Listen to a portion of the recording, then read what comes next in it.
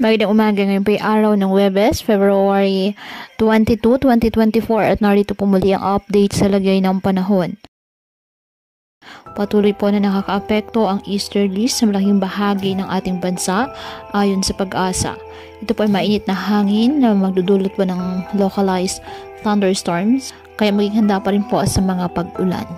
Ngayong araw sa Luzon kasama na ang Metro Manila, asahan po ang bahagyang maulap hanggang maulap na halangitan with isolated rain showers or thunderstorms. Sa Mindanao, halos buong araw po ang heavy to intense rains.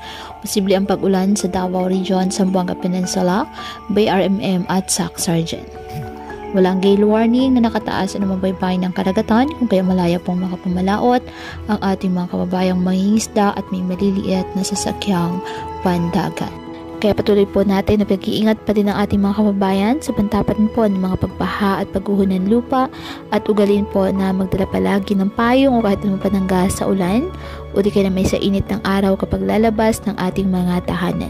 At yan po muna ang update sa lagay ng panahon ngayong araw. Muli patuloy po tayo na mag-ingat at palaging tandaan, God loves you. Stay safe and God bless.